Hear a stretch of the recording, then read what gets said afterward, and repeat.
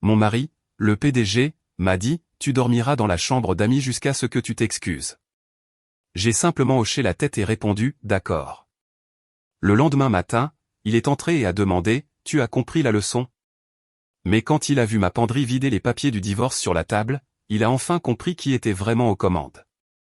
Qui t'a dit que tu pouvais faire une scène ce soir, a sifflé Silas à travers le lin blanc pendant que les serveurs passaient avec des cloches en argent. Son sourire est resté épinglé pour la table, mais ses yeux étaient des couteaux.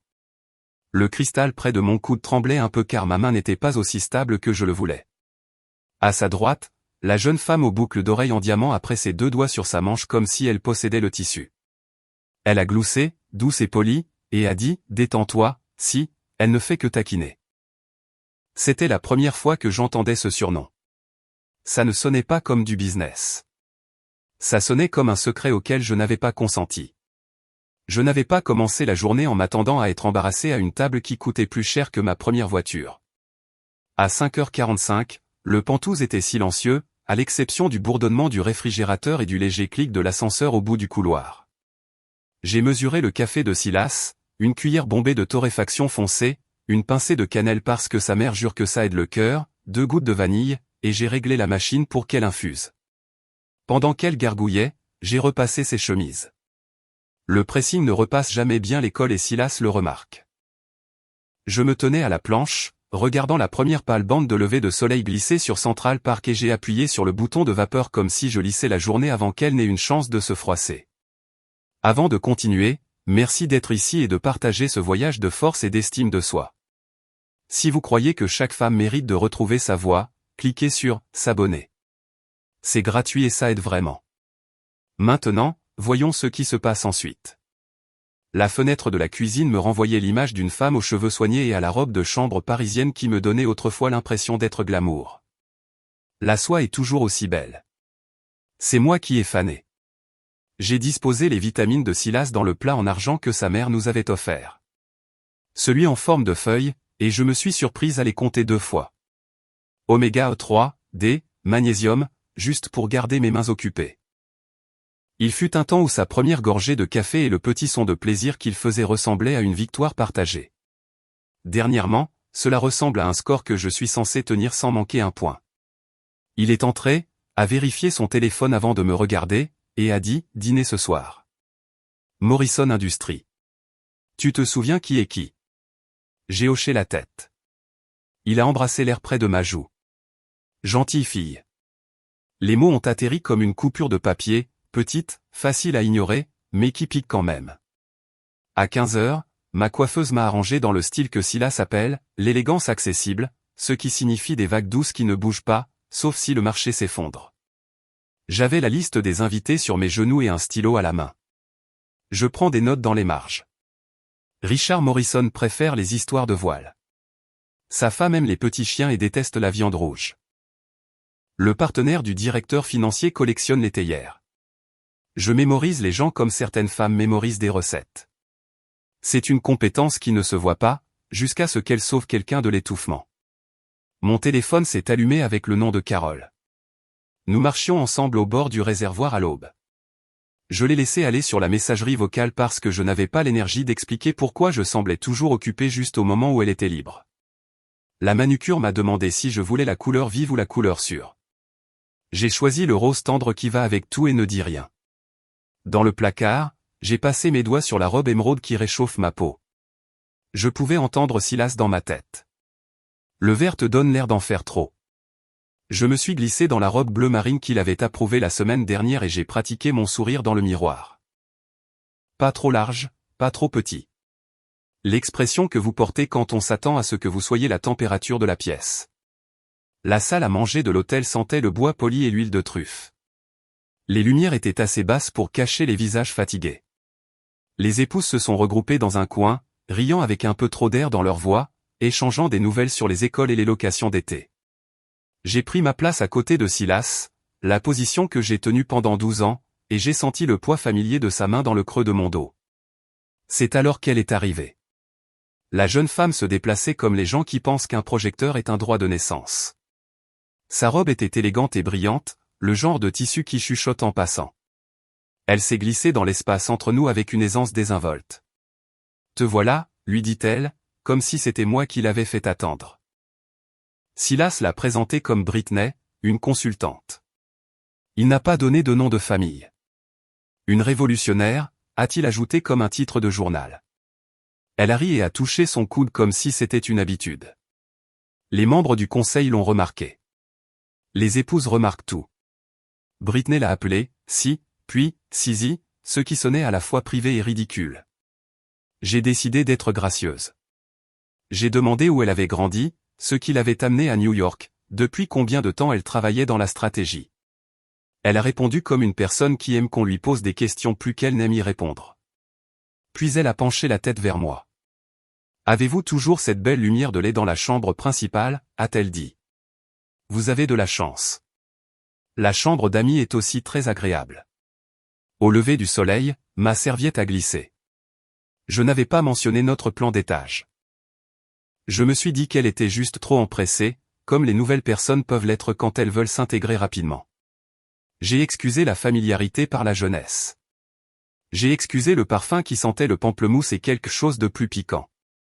Mais elle a continué, admirant le monnaie dans le bureau, qui n'est pas un monnaie, seulement une estampe que Silas aime faire passer pour importante, et décrivant la vue de notre terrasse comme si elle avait été là pour regarder les lumières des voitures sur la 5e avenue se brouiller en fils. Il suffit d'une simple phrase pour faire basculer une pièce. Si dit que vous êtes un ange de tout faire fonctionner, a-t-elle dit. Il en a besoin. Les épouses, qui ne me devaient rien, m'ont jeté un coup d'œil, puis ont regardé leurs assiettes. La soupe est arrivée. Un serveur a posé un bol devant moi, et j'ai fixé la vapeur parce que c'était plus facile que de regarder mon mari. Mon estomac s'est noué comme si j'avais manqué une marche dans le noir. Britney s'est penchée par-dessus Silas, ses doigts effleurant sa cravate. Tu as encore recommencé, a-t-elle dit, et a refait le nœud comme si elle s'était entraînée. C'était un petit geste, trop petit, trop facile et trop sûr de lui. J'ai entendu ma voix avant d'avoir un plan pour elle. Vous faites ça souvent, ai-je demandé, les yeux sur ses mains. La table s'est tue, comme les gens le font quand ils sentent un feu avant de sentir la fumée. Silas a ri. Ce rire de salle de conseil qui peut transformer un non en un peut-être. Junipé, a-t-il dit, utilisant mon nom comme un avertissement, pas un accueil. Je n'ai pas reculé. Je suis curieuse, ai-je ajouté, en gardant un ton léger. Le redressement de cravate fait-il partie du forfait de consultation, ou est-ce l'un des services premium? Quelqu'un a toussé. Une fourchette a cliqueté trop fort contre la porcelaine. Les épouses se sont concentrées sur le fait de beurrer du pain invisible. Les hommes ont considéré leur vin. Le sourire de Britney est resté, mais ses yeux se sont refroidis. Nous sommes tous de la même famille ici, a-t-elle dit. N'est-ce pas, si? Assez. Silas a dit entre ses dents, la bouche toujours souriante pour le président assis en face. Il a tendu la main sous la table et m'a pincé l'intérieur du bras. Pas fort, juste un rappel. Il y a des années, j'aurais peut-être ri de la situation. Ce soir, le pincement a semblé être une note de service que je n'avais pas signée. La conversation a repris par morceaux prudents, comme si tout le monde s'était mis d'accord pour sauter la page avec le paragraphe embarrassant. J'ai pris une gorgée d'eau.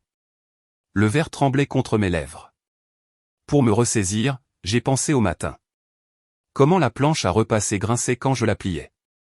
Comment le café réchauffait mes paumes. Comment j'ai placé ces boutons de manchette sur la commode comme deux petites pièces de monnaie. J'ai pensé à notre 5e anniversaire à Paris. La façon dont il m'a regardé quand je suis descendu l'escalier de l'hôtel dans cette robe. La façon dont je croyais que me regarder serait toujours comme ça. La mémoire peut être une couverture douce ou une brûlure de corde. Ce soir, elle frottait à vif. Richard Morrison a appelé Silas à porter un toast pour le trimestre. Silas s'est levé, grand, beau et persuasif, et a remercié tout le monde pour leur confiance. Il a fait l'éloge de l'équipe. Il a fait l'éloge de nos partenaires à table. Sa main a dérivé vers Britney pendant un instant qui était plus long que la politesse. Elle a levé son verre vers lui avec un sourire conçu pour les photographes. J'ai tenu le mien fermement. Quand il s'est assis, il a orienté son corps vers elle, pas vers moi. Ce changement n'est rien que vous puissiez citer au tribunal. Mais certains changements sont des actes d'accusation sans paperasse. Le dessert est arrivé. Une chose délicate avec du sucre filé qui attrapait la lumière. Britney a levé son téléphone et a pris une photo de l'assiette, puis a tourné l'appareil pour un selfie rapide avec Silas en arrière-plan. Légende, a-t-elle murmuré. Gagnant. J'ai posé ma cuillère. Avez-vous un surnom pour mon mari, lui ai-je demandé gentiment.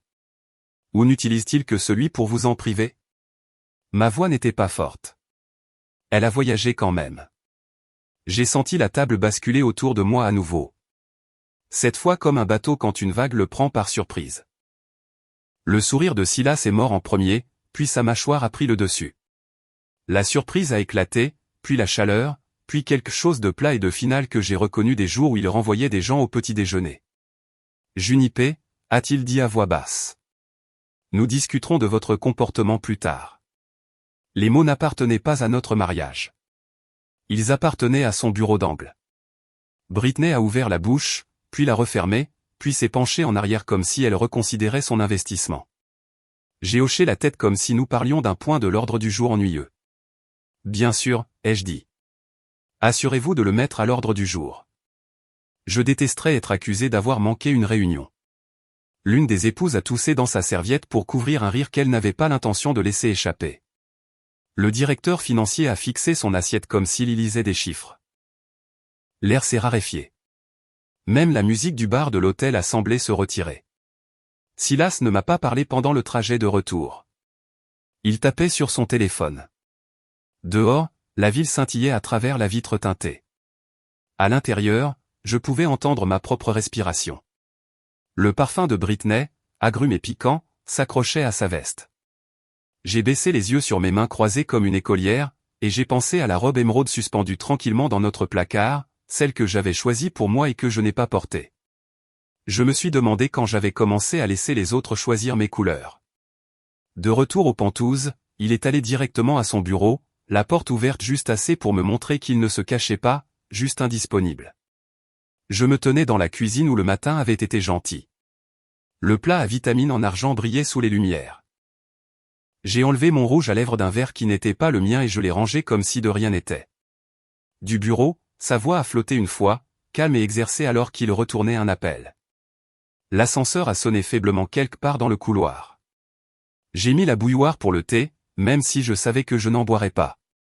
Quand il est finalement venu à l'embrasure de la porte, veste enlevée, cravate desserrée là où les doigts de Britney avaient été, son visage était le même que celui qu'il donne aux caméras quand il doit parler des pertes comme si elles étaient des opportunités. Nous aborderons votre petite crise, a-t-il dit. En temps voulu. J'ai croisé son regard et j'ai hoché la tête, sentant une étrange immobilité s'installer sur moi. Ce n'était pas la paix. C'était l'espace avant une réponse, large et en attente. J'ai éteint la bouilloire qui avait commencé à chanter et j'ai laissé l'appartement redevenir silencieux. Les lumières de la ville clignotant à travers la vitre comme un signal que je n'avais pas remarqué jusqu'à présent. Il n'a pas bougé pendant un long moment après ces derniers mots. Les lumières de la ville vacillaient sur son visage, le brisant en fragments d'ombre dorée, et je suis resté là, tenant le manteau de ma grand-mère, me demandant quand le silence était devenu notre langue la plus fluide. L'air entre nous semblait trop lourd pour être respiré. Il a finalement expiré et a dit, sur ce ton prudent et poli qu'il utilise lorsque les investisseurs regardent, nous discuterons de votre comportement. Puis il m'a tourné le dos et s'est dirigé vers la chambre, comme si le reste de la nuit était une réunion qu'il pouvait ajourner à sa guise. La porte s'est refermée derrière lui. Le clic n'était pas fort, mais il portait le genre de finalité qui vous donne la chair de poule. Je suis resté longtemps dans le couloir, regardant le reflet du lustre sur le sol en marbre. L'appartement semblait soudain trop grand, trop lumineux, trop silencieux. Au loin, une klaxon a retenti de la rue en contrebas. La ville continuait de bouger, indifférente, pendant que j'avais l'impression que quelqu'un avait appuyé sur pause dans ma vie. Quand je suis finalement entré dans la chambre, Silas était toujours en smoking, assis au bord du lit, faisant défiler son téléphone. Le nœud papillon pendait, la veste drapée sur une chaise comme une peau qu'il avait muée. Il n'a pas levé les yeux quand je suis entré. « Tu m'as embarrassé », a-t-il dit, sa voix mesurée, calme. Devant mon conseil d'administration, devant Morrison. Je n'ai pas répondu. Les perles à mes oreilles me semblaient trop lourdes, alors je les ai détachées avec soin et les ai posées sur la table de chevet. Mes mains tremblaient, non pas de peur, mais d'un étrange mélange d'épuisement et de clarté. Il m'a finalement regardé, les yeux plats, la bouche serrée. Tu as été imprudente, mesquine. Réalises-tu ce que tu as fait? Il s'est levé et a commencé à faire les 100 pas, comme il le fait avant une grande négociation. Je ne peux pas avoir ça. Je ne peux pas te laisser compromettre tout ce que j'ai construit. Jusqu'à ce que tu puisses te comporter de manière appropriée, tu resteras dans la chambre d'amis. Il aurait aussi bien pu parler d'un partenaire commercial qui avait manqué une date limite. Les mots étaient si stériles, si détachés, que j'ai failli rire. Mais au lieu de ça, j'ai simplement dit « d'accord ». Il a cligné des yeux, décontenancé par mon calme. Tu y resteras jusqu'à ce que tu t'excuses, auprès de moi et de Britney. Celle-là a failli briser mon silence. Auprès d'elle? De la femme qui connaissait la vue de notre chambre? Mais ma langue est restée immobile. J'ai avalé les mots, j'ai senti ce goût métallique monter comme si je mordais une feuille d'aluminium. D'accord, ai-je répété doucement. Ses yeux se sont rétrécis. Il voulait une réaction. Je ne lui en ai donné aucune. Quand je me suis détourné pour suspendre ma robe de chambre, il a marmonné quelque chose à voix basse. Quelque chose sur le fait d'être ingrate. Je l'ai laissé tomber entre nous comme une pierre. Cette nuit-là, j'ai rassemblé un oreiller, une fine couverture et mon téléphone. La porte de la chambre d'amis a grincé quand je l'ai poussée. L'espace sentait légèrement la lavande et le vernis à meubles, intact depuis la dernière visite de ma mère. Je suis resté un moment sur le pas de la porte, réalisant que c'était la première fois en 12 ans que j'entrais dans une pièce de ma propre maison sans me demander « est-ce que ça le dérangera ?» Le lit était plus petit, le matelas plus ferme. Je me suis assise et j'ai laissé tomber mes épaules. Le silence n'était pas solitaire. C'était étrange, mais pas vide. Je pouvais entendre la ville à travers la fenêtre entr'ouverte, une sirène au loin, le clic rythmique d'un signal de passage pour piétons, le faible bourdonnement des moteurs en contrebas. La machine à bruit blanc de Silas n'était pas là pour tout couvrir. Je me suis allongé, entièrement habillé, et j'ai regardé le plafond. La lueur du lustre filtrait faiblement par le couloir, formant un halo doux sur le mur. Pour la première fois depuis des années, j'ai allumé la lampe, juste parce que je le pouvais. J'ai pris un roman sur la table de chevet, un que j'avais acheté il y a des mois et que je n'avais jamais osé ouvrir après que Silas ait dit que lire avant de dormir me rendait trop distraite. Les pages chuchotaient en les tournant. J'ai lu jusqu'à ce que mes yeux me brûlent. Vers 3 heures du matin, je suis allé dans la salle de bain des invités où j'avais caché une vieille bouilloire pour les visiteurs. Je l'ai remplie d'eau du robinet et j'ai attendu qu'elle bourdonne. La vapeur s'enroulait vers le haut, fantomatique et légère. J'ai versé du thé dans une tasse qui disait « Barnard Alumni », une que j'avais gardée derrière la porcelaine de luxe parce que Silas détestait les choses dépareillées. La première gorgée était amère, trop forte, mais elle avait le goût de la liberté. À un moment donné, j'ai aperçu mon reflet dans le miroir. Mes cheveux s'étaient défaits, mon maquillage était maculé, mes yeux étaient rouges, mais il y avait quelque chose de nouveau là aussi. Pas de la beauté, pas de la force exactement. Juste moi, dépouillé de toute performance. J'avais oublié à quoi cela ressemblait. Je suis retourné au lit et j'ai tiré la couverture sur mes épaules. Pour la première fois depuis des années, je me suis endormi sans attendre que la respiration de quelqu'un d'autre dicte la mienne. La lumière à travers la fenêtre de la chambre d'amis était plus douce, plus chaude que la lueur filtrée de notre chambre. Elle tombait sur le bureau d'écriture ancien sous la fenêtre, le bureau de ma grand-mère. Je ne l'avais pas utilisé depuis le déménagement. La poussière scintillait sur sa surface. Après une douche, je me suis assise à ce bureau avec un stylo et un bloc de papier à lettres d'un hôtel oublié. J'ai commencé à écrire sans réfléchir. Au début, c'était une liste. De petites choses, mon cabinet, mes amis, mon nom. Puis de plus grandes choses, mes choix, mon temps, ma paix. Chaque mot semblait arracher une épine. Mon écriture a commencé nette, puis s'est relâchée à mesure que l'encre commençait à couler. J'ai écrit sur les événements caritatifs, les week-ends passés à sourire à des gens qui ne s'adressaient à moi que par « Madame Blackwood ».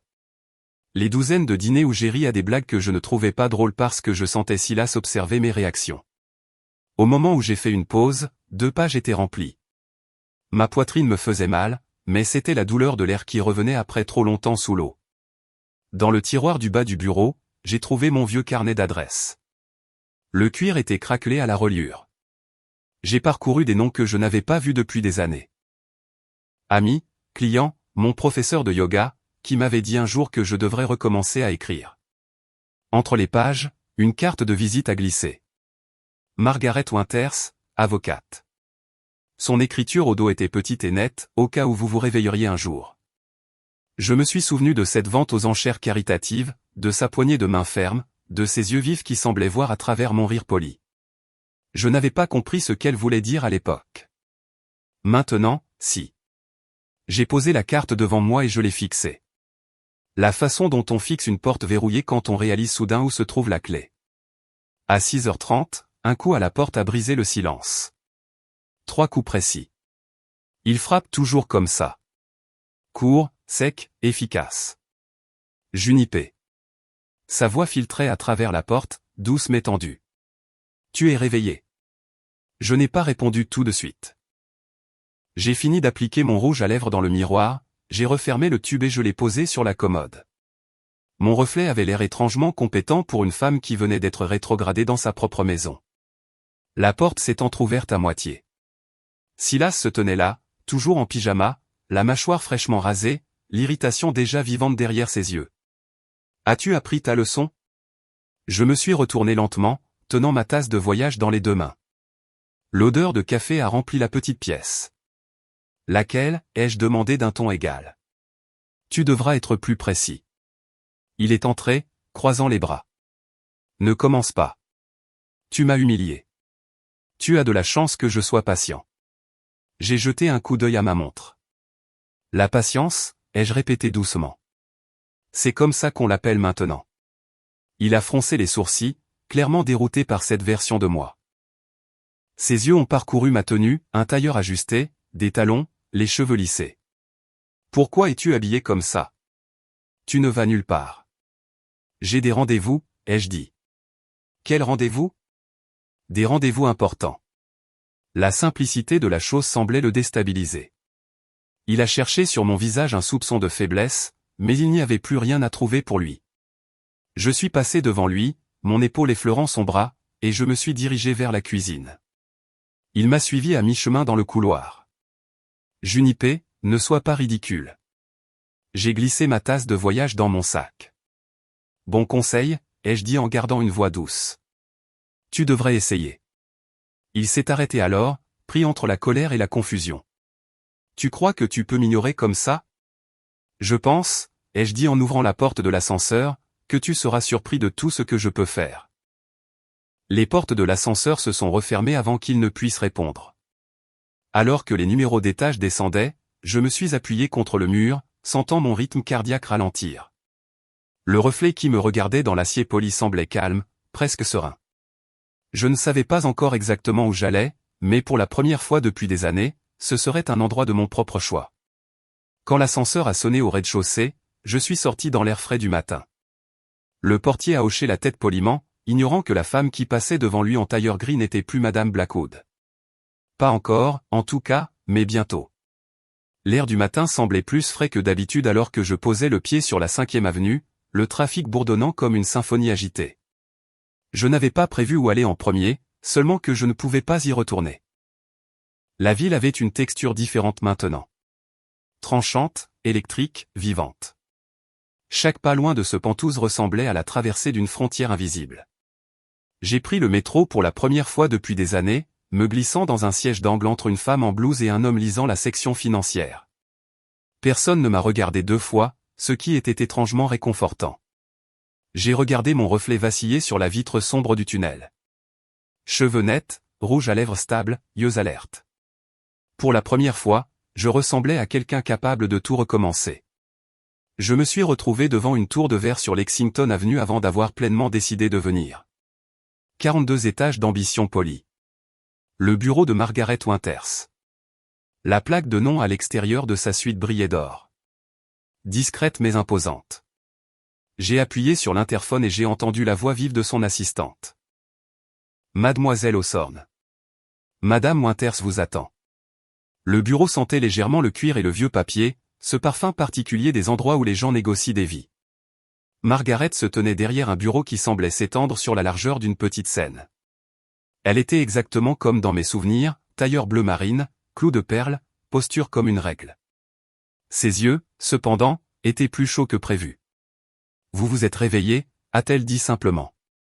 Je l'ai fait, ai-je répondu et je lui ai tendu le dossier de notes que j'avais passé la moitié de la nuit à préparer. 17 pages de dates, de conversations, de reçus. 12 en distillés en preuve. Elle a parcouru rapidement, marquant avec un stylo rouge, le son de l'encre qui gratte comme de minuscules verdicts. Toutes les quelques minutes, elle murmurait quelque chose à voix basse. Dépenses de diversion classiques. Comportement de contrôle systématique. Utilisation abusive possible des biens matrimoniaux. Quand j'ai mentionné que Silas avait une fois essayé d'engager son cabinet, son sourcil s'est levé. Oh, il a fait plus qu'essayer, a-t-elle dit en ouvrant un tiroir. Il voulait que je le représente lors d'une fusion, mais j'ai refusé. Conflit d'éthique, pourrait-on dire. Elle a pris dans le meuble un dossier étiqueté « Blackwood, S ». Elle l'a fait glisser sur le bureau avec une satisfaction tranquille. J'ai gardé ça. Quelque chose me disait que vous en auriez peut-être besoin. À l'intérieur se trouvaient des copies de déclarations financières des années passées. Des dépôts publics, des transferts d'entreprises, des données de sociétés écrans. Margaret s'est penchée en arrière. Les hommes comme votre mari pensent toujours qu'ils ont inventé le secret, a-t-elle dit. Mais ils oublient. Le secret laisse des empreintes, surtout quand il s'accompagne d'une carte Amex en or. Sa voix ne portait aucun jugement, juste de la précision. Je me suis surprise à respirer plus facilement, comme si quelqu'un avait allumé les lumières dans une pièce que je ne savais pas sombre. Au moment où nous avons terminé, elle avait un plan. Nous commencerons par la documentation. Financière, personnelle, immobilière. Tout ce qui est à votre nom, et tout ce qu'il a caché.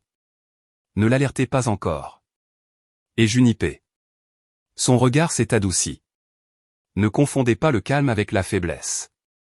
Le silence peut être une stratégie. En quittant son bureau, le ciel était passé à un gris délavé, le genre qui faisait ressembler les bâtiments en verre à des miroirs. Je pouvais me voir refléter sur chaque surface, stable, droite, plus petite. Le lendemain, je suis entré dans le bureau des clients privés de la Chase Bank, un endroit que je n'avais visité qu'une seule fois auparavant, toujours aux côtés de Silas. La réceptionniste m'a accueilli avec un sourire prudent. Madame Blackwood.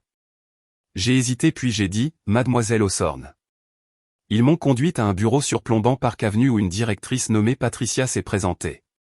Elle avait une 50aine d'années. Des mèches argentées dans son chignon, des yeux vifs mais gentils. Vous avez dit que vous aviez besoin de relever. 3 ans, ai-je dit. Tout.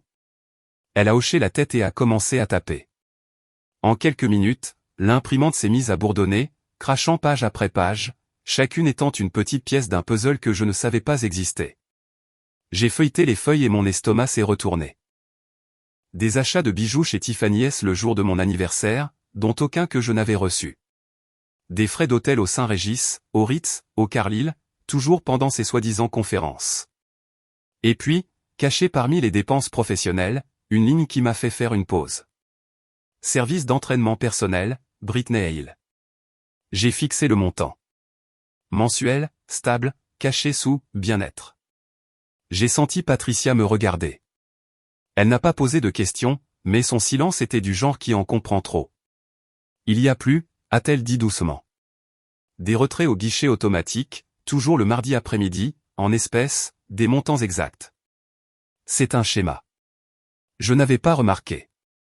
J'étais trop occupé à gérer son calendrier, ses dîners, son sourire public. Les larmes sont venues sans prévenir. Silencieuses mais imparables. Patricia a fait glisser sans un mot une boîte de mouchoirs sur le bureau. Vous n'êtes pas la première femme à entrer ici avec ce regard, a-t-elle dit doucement. Mais vous pourriez être l'une des rares à en sortir plus forte. J'ai essuyé mes yeux et j'ai expiré. J'ai besoin de nouveaux comptes, ai-je dit, ma voix se stabilisant. Des comptes qu'il ne peut pas toucher. Elle a souri, approbatrice. Faisons en sorte que cela se produise. Nous avons tout mis en place sous mon nom de jeune fille. Nouveaux mots de passe, nouvelles phrases de sécurité, de nouveaux départs déguisés en tâches bancaires. En partant, Patricia m'a tendu un dossier et a dit, gardez ceci en sécurité, et rappelez-vous, l'argent dit la vérité que les gens ne diront pas. 2 jours plus tard, je suis retourné aux Penthouse pendant les heures de travail de Silas. L'endroit sentait légèrement le vernis de cèdre et son eau de Cologne, vestige d'un homme qui pensait que la propriété signifiait la permanence. Le sommelier est arrivé précisément à midi, un homme grand aux cheveux argentés et à l'autorité calme qui vient de décennies passées parmi des bouteilles plus âgées que nous deux. Monsieur Blackwood m'a demandé d'évaluer la collection l'année dernière, a-t-il dit en préparant son presse-papier. J'ai haussé un sourcil. Je n'étais pas au courant. Il a gloussé. Ils le disent rarement aux épouses. Mais je suis heureux que ce soit avec vous que je travaille aujourd'hui. Nous avons parcouru ensemble la cave à température contrôlée. Il lisait les étiquettes comme des versets sacrés, Château Margaux, Pétrus, Lafite Rothschild. Puis il s'est arrêté à un emplacement vide. Le Margaux 1982. Une belle caisse. Livrée à une adresse de Tribeca le mois dernier. J'ai figé. Tribeca. Oui. Pour ce que Monsieur Blackwood a décrit comme un événement client. Il a levé les yeux. Bien que je me souvienne que cette adresse appartient à un immeuble résidentiel, pas à un bureau. Il n'a pas élaboré davantage, mais les mots non dits flottaient dans l'air comme de la condensation. Au moment où il a terminé le catalogage, la valeur de la collection était stupéfiante. Il a photographié chaque étiquette, documentant tout méticuleusement. Avant de partir, il m'a remis une copie de la liste. Vous en aurez besoin, a-t-il dit. D'après mon expérience, c'est généralement l'épouse qui obtient la collection à la fin. Les hommes qui trompent, il a souri tristement. Point sous-estime toujours l'inventaire. Après son départ, j'ai traversé lentement le Penthouse. Chaque objet semblait vibrer d'une nouvelle signification. L'art, les tapis, même le piano intact. Rien de tout cela ne semblait plus lui appartenir. Ce soir-là, alors que j'attendais un camion de livraison dans le hall, Thomas, le portier, m'a aperçu. « Bonsoir, madame. » Il s'est arrêté, incertain, puis a souri. « Mademoiselle Hawthorne. » J'ai cligné des yeux, surprise. « Vous vous en souvenez ?» Il a haussé les épaules. « J'ai toujours préféré ce nom. » Il a hésité, jetant un coup d'œil vers l'ascenseur avant de baisser la voix. « Je garde quelque chose pour vous. » Il a sorti de sa veste un petit carnet noir. La couverture était froissée, les coins pliés par l'usage. J'ai commencé ça il y a environ 1 an. Ce que je voyais ne me semblait pas juste. J'ai pensé que vous en auriez peut-être besoin un jour. À l'intérieur se trouvaient des notes manuscrites soignées, des dates, des heures, de petits détails. Retournez avec jeune blonde, pas Madame B, partie à 23 heures, dit réunion d'urgence, retour à 6 heures. Fleurs livrées au hall pour une ale. Ma gorge s'est serrée. Thomas, pourquoi? Il s'est frotté le cou, gêné. Madame, vous avez toujours été gentille. Vous demandiez des nouvelles de ma fille alors que personne d'autre ne se souvenait de son nom. Je me suis dit que si les choses tournaient mal là-haut, vous auriez besoin de quelqu'un qui a tout vu. J'ai fermé doucement le carnet. Merci, ai-je dit. Les mots semblaient trop petits. Il a souri faiblement. Je suis juste content de vous voir vous tenir plus droite ces jours-ci. En sortant pour rencontrer le camion de déménagement, le vent de la ville a balayé mon visage, frais, vivant et honnête. Pendant des années, j'avais cru que le silence maintenait la paix. Mais le silence ne m'avait gardé qu'invisible. Maintenant, chaque vérité que je découvrais ressemblait à une brique dans la fondation de quelque chose de nouveau. Le chauffeur a appelé mon nom, et je me suis retourné, le carnet serré contre ma poitrine. Les phares se reflétaient dans les portes vitrées derrière moi, et pour la première fois, je n'ai pas vu Madame Blackwood, mais Junipé Hawthorne, debout sur son propre terrain. Le chauffeur a appelé mon nom, et je me suis retourné, le carnet pressé contre ma poitrine, sentant encore le poids de la foi silencieuse de Thomas. Le camion tournait au ralenti sur le trottoir, son pot d'échappement s'enroulant comme une respiration dans l'air frais. J'ai glissé le carnet dans mon sac, j'ai hoché la tête aux hommes et j'ai continué à marcher. Si je m'arrêtais assez longtemps pour réfléchir, je pourrais perdre mon sang-froid. Alors je ne l'ai pas fait. J'ai laissé mes pieds décidés et je me suis retrouvé 5 pâtés de maison au sud, dans un café étroit qui sentait les amandes grillées et la peinture fraîche. Un homme en veste de travail bleu marine a levé la main. « Junipé » a-t-il dit, la voix basse comme si nous nous rencontrions dans une église. Il avait des yeux bienveillants et les mains carrées et prudentes de quelqu'un qui fait des choses difficiles avec douceur. Rick. Relocalisation discrète, extraction sensible, ai-je dit, en essayant la phrase sur ma langue. Il a souri. C'est une façon de le dire. Nous avons pris une table dans le coin, le dos au mur. Je lui ai fait glisser le plan d'étage que j'avais dessiné sur le bureau de ma grand-mère avec une règle et une patience que je ne savais pas que je possédais encore. Chaque pièce avait des marques au ruban adhésif bleu, des points pour les articles à emballer, des X pour ce qui pouvait rester, des étoiles pour les choses qui me briseraient le cœur si je les perdais. Il a étudié mes notes comme s'il s'agissait d'une carte au trésor. Vous avez déjà fait la moitié de mon travail, a-t-il dit. Nous utiliserons les entrées avant et de service. Les horaires des ascenseurs ici. Bonne rotation du personnel. Il a tapé sur un espace près du hall d'entrée. Thomas peut vous le dire, ai-je dit. Il est de nuit cette semaine. Le portier du matin est bavard et déteste les livraisons matinales. Évitez-le. Rick a gloussé. Vous êtes une naturelle. Il a sorti un petit carnet et a écrit en lettres majuscules. Nous y allons léger, en civil. Pas de logo. La camionnette dit Fleur Anderson. Vous aurez une coordinatrice, Monica.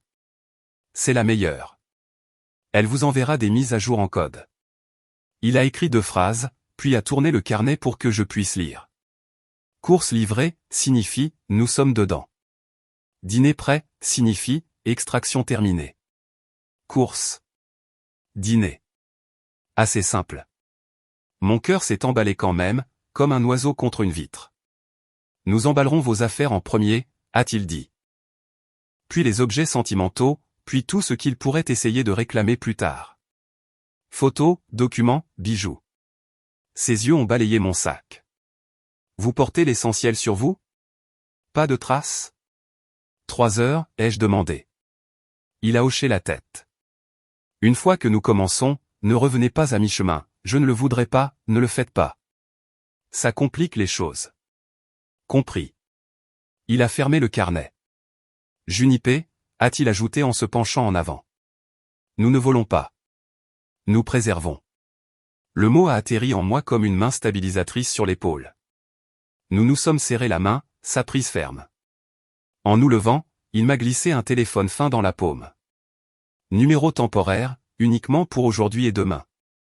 Monica est enregistrée. Dehors, le soleil avait pris un peu de hauteur, transformant les bâtiments en verre en craie brillante.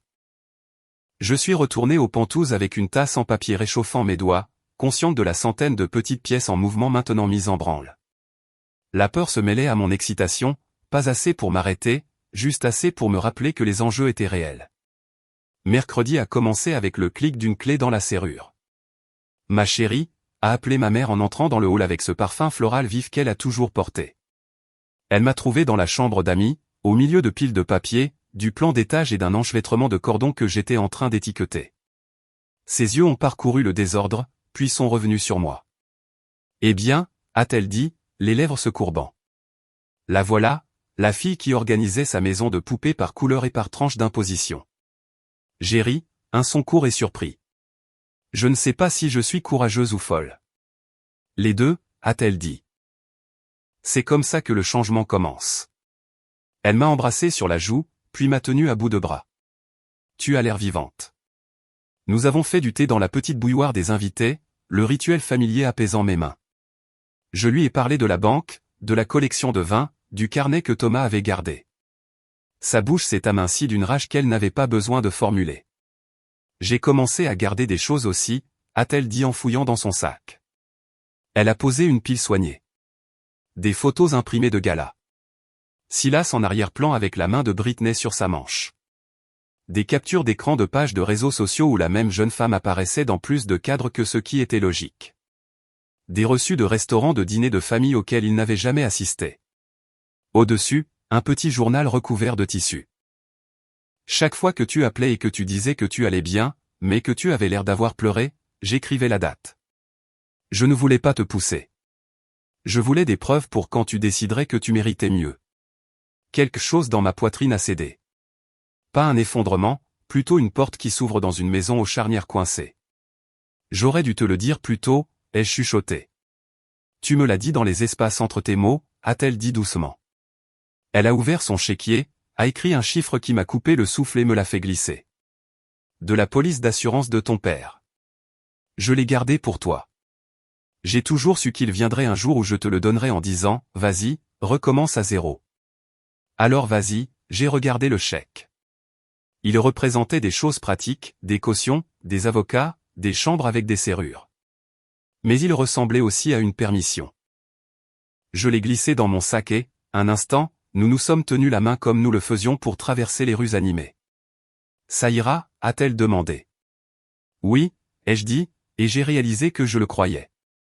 Avant de partir, elle s'est tenue sur le pas de la porte et m'a regardé, une lueur de fierté dans les yeux.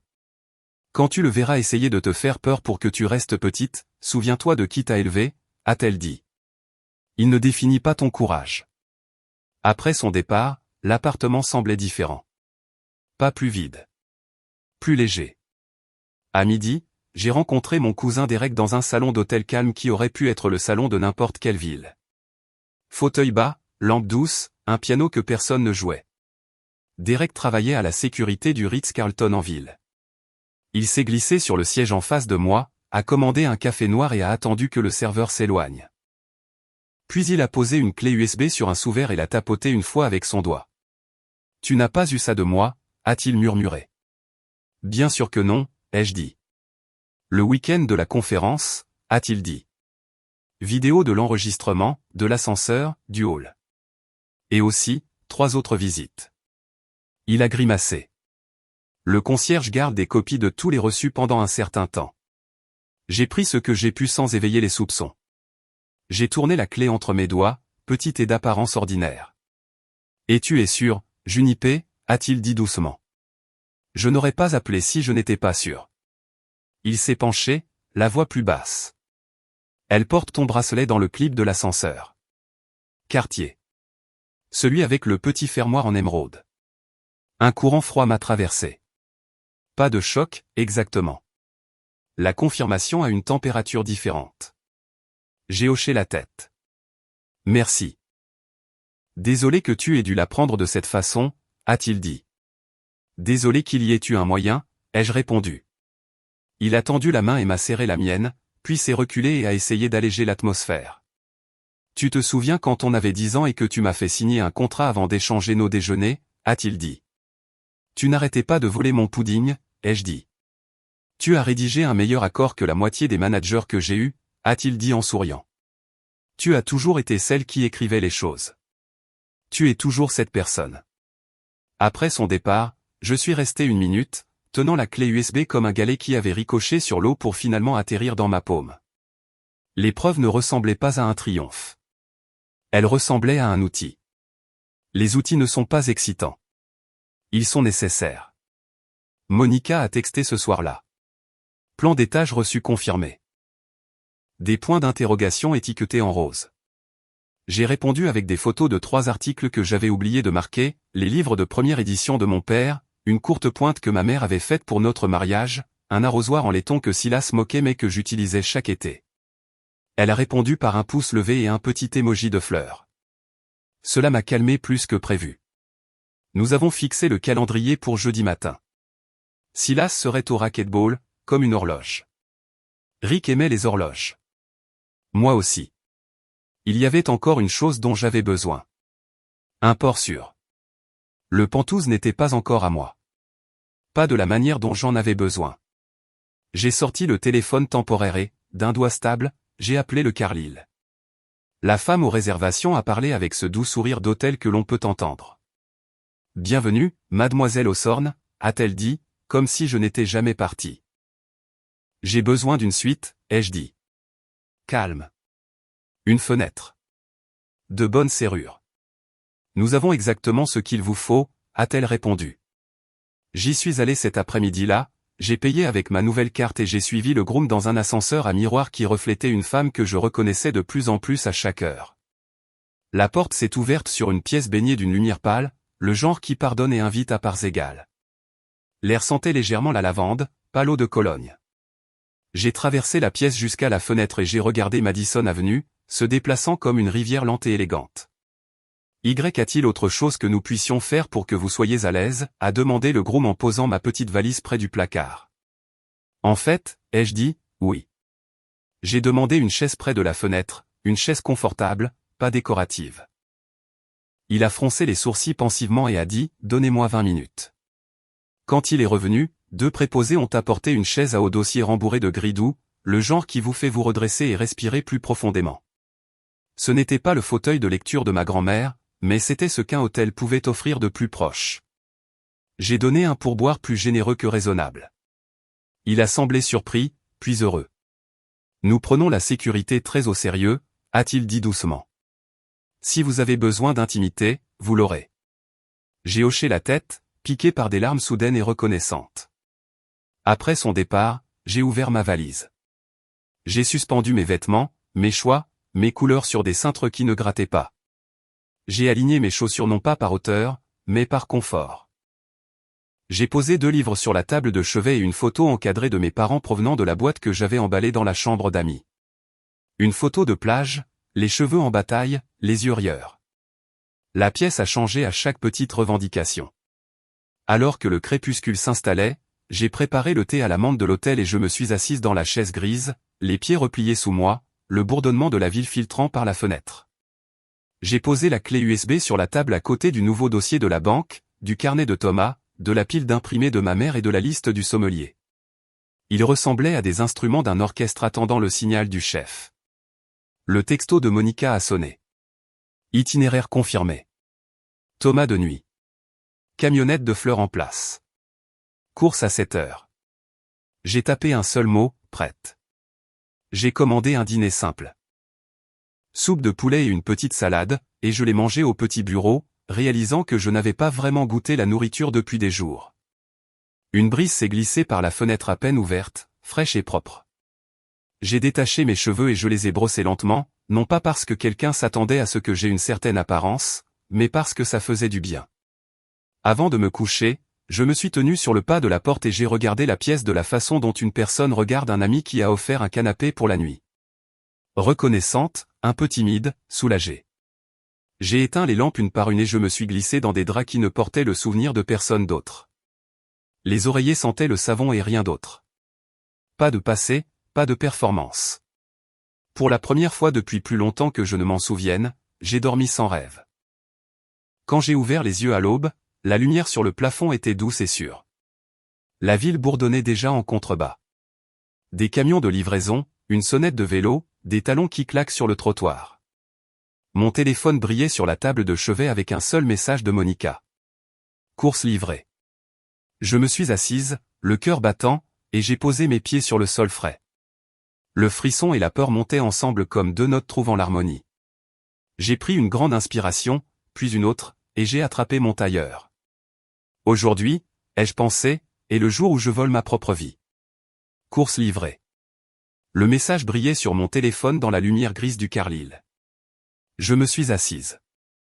La pièce était silencieuse, à l'exception du grondement étouffé des camions de livraison sur Madison. Un calme s'est abattu sur moi comme un manteau bien ajusté. La peur était toujours là, utile, alerte, mais elle ne menait plus la danse. Je me suis habillé d'un simple tailleur ardoise, de chaussures plates pour la vitesse, les cheveux tirés en arrière. Le groom a hoché la tête quand je suis passé devant le bureau, comme si nous partagions un secret. Dehors, le matin avait cet aspect poli que la ville revêt après une légère pluie. J'ai hélé un taxi pour le trajet de 5 minutes. Marcher m'aurait laissé trop de temps pour réfléchir. Thomas était de service quand je suis entré dans notre hall. « Bonjour, mademoiselle Hawthorne », a-t-il dit à voix basse. Ses yeux ont balayé le trottoir. Garé. Il y avait une camionnette aux lettres, Fleur Anderson, dans un script joyeux. 2 hommes en coupe-vent sombre déchargeaient de grands seaux vides. Un troisième a roulé une pile de boîtes plates attachées avec de la ficelle. Il est parti il y a 10 minutes, a ajouté Thomas. Pour le racquetball. Il avait l'air très satisfait de lui. Merci, ai-je dit. Les mots devaient tout porter, la gratitude, la résolution, la connaissance qu'après aujourd'hui, je devrais moins d'explications et plus de dîners en remerciements. Monica est apparue près de la niche aux lettres, queue de cheval simple et presse-papier, le genre de femme que l'on négligerait jusqu'à ce que le monde dépende d'elle. Bonjour, a-t-elle dit, comme si nous nous retrouvions pour un café. L'ascenseur a été programmé. Nous préparons les premiers chargements dans le couloir de service. Montez maintenant. Voiture normale, sans arrêt. Elle a tapoté sa montre. Nous sommes sur votre emploi du temps, pas le sien. En haut, la chambre d'amis était exactement comme je l'avais laissée. Papiers alignés, stylos rangés, le lit toujours fait d'une nuit que je n'ai pas passée ici. Je suis allé à la chambre principale et je me suis tenu à la fenêtre. À 6h45, pile à l'heure, la Tesla de Silas a glissé du garage. Même d'en haut, je reconnaissais la carrure de ses épaules, la vivacité de sa posture quand il croyait que la journée lui appartenait. Il s'est arrêté au bord du trottoir pour ajuster son bracelet, a vérifié son reflet dans la vitre teintée et est parti. J'ai levé ma tasse de café dans un petit toast aux feux arrière et j'ai chuchoté « Bon voyage ». Comme si je bénissais un navire qui ne reviendrait pas à ce quai. En bas, les promeneurs de chiens traçaient leurs itinéraires habituels. Un coureur en veste fluo a salué notre portier. Le monde ordinaire continuait de bouger pendant que le mien changeait de forme. Le premier PIN codé est arrivé, vase sur table. J'ai ouvert la porte d'entrée. 2 déménageurs en veste sombre se sont glissés devant moi sans un mot, roulant un diable comme s'il contenait des roses, pas du papier bulle. Rick a suivi avec un signe de tête silencieux, puis s'est dirigé vers la salle à manger. L'appartement s'est rempli de cet orchestre doux et industrieux de personnes prudentes, rubans adhésifs qui chuchotent, cartons qui s'installent, pas qui évitent les grincements. Dans la cuisine, un jeune déménageur nommé Louis a tenu une photo que je n'avais pas marquée. Une photo de mes parents sur une grande roue, les visages tournés vers le soleil. Apprendre, a-t-il demandé, neutre et doux. Apprendre, ai-je dit. Il a souri, l'a glissé dans un dossier et a fait une petite coche sur sa liste. Ce simple acte a semblé être une bénédiction. Monica a texté du hall. L'Hortensia quitte. Première tournée terminée. J'ai traversé les pièces avec Rick à mes côtés. La porcelaine d'abord, a-t-il dit. Les objets fragiles au début, tant que les nerfs sont frais. Il a soulevé le couvercle du vaisselier de ma grand-mère comme si c'était un cantique. L'équipe a emballé chaque assiette dans des manchons à bulles, étiquetant en lettres majuscules soignées, Hawthorne, porcelaine, boîte 3/9. En regardant des mains gantées bercer ces pièces délicates, j'ai ressenti un étrange mélange de chagrin et de fierté, comme si je voyais un enfant partir pour l'université. Dans le bureau, 2 déménageurs ont enfilé des gants en coton pour manipuler les premières éditions de mon père. Dos vers le haut, a murmuré l'un à l'autre. Ils ont glissé de fines feuilles entre les couvertures et les ont empilées dans des caisses de musée qui se verrouillaient avec un léger clic. J'ai effleuré du bout du doigt le titre d'un exemplaire usé de Middlemarch et j'ai dit, surtout pour moi-même, mon père me lisait la première page comme une histoire du soir. Le déménageur a hoché la tête sans lever les yeux. Le mien lisait des romans de braquage, a-t-il dit.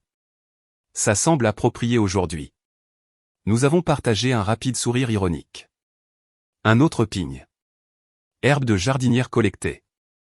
J'ai imaginé les petits pots en terre cuite sur la terrasse. Basilic, menthe, la tenace vigne de tomates cerises que je fais pousser jusqu'en août. Silas les appelait « votre ferme ». L'équipe avait trouvé l'arrosoir en laiton aussi. Monica a envoyé une photo avec un point d'interrogation et j'ai tapé en retour « oui ». Un instant plus tard, emballé. Nous étions à 3 heures de ce balai quand j'ai ouvert le placard et j'ai vu le coffre-fort. Il était accroupi sur le sol derrière des costumes alignés comme des soldats. Ma bouche s'est asséchée une seconde, non pas de peur, mais du poids de ce qui vient quand on choisit de regarder. Je me suis agenouillé, j'ai entré la combinaison, la date de notre mariage, bien sûr, et Le Pen a reculé avec un petit soupir obéissant. Passeport, acte de naissance, police d'assurance, le testament.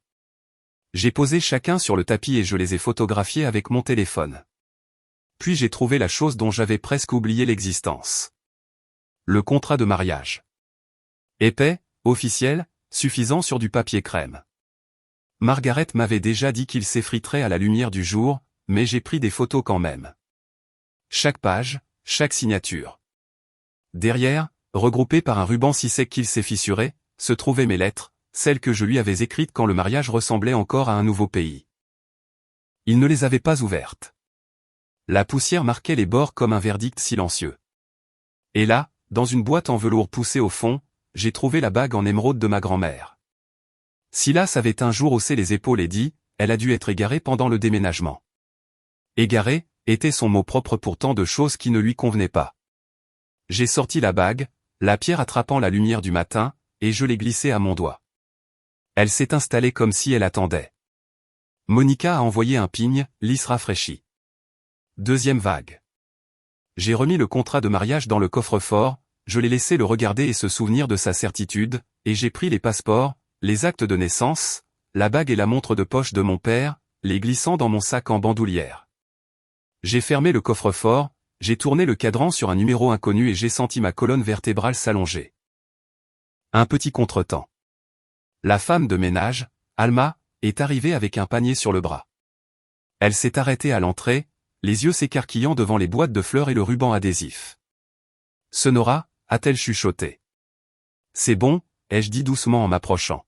« Aujourd'hui, c'est un nettoyage d'un genre spécial. » Elle m'a regardé une longue seconde, lisant plus que ce que je disais. Puis elle a redressé les épaules. « Je veillerai à ce que personne ne dérange » a-t-elle dit, et a pris position près de la porte comme une gardienne. J'ai glissé de l'argent dans sa main et elle a secoué la tête, puis l'a rangé sans regarder. « Vous avez toujours été gentille » a-t-elle murmuré.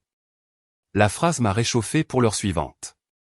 À midi, Rick a vérifié sa montre. À mi-chemin, a-t-il dit. On est en avance. Il a montré une petite galerie de photos dans le couloir. Celle-ci ? C'était des photos d'endroits que j'avais aimés avant d'apprendre à faire semblant. Coney Island en hiver, une librairie à Rome, un coin pluvieux à Dublin où un musicien de rue jouait du violon. Apprendre, ai-je dit. Un déménageur aux mains douces a décroché chaque cadre de son crochet, l'a enveloppé dans de la mousse, a numéroté le dos.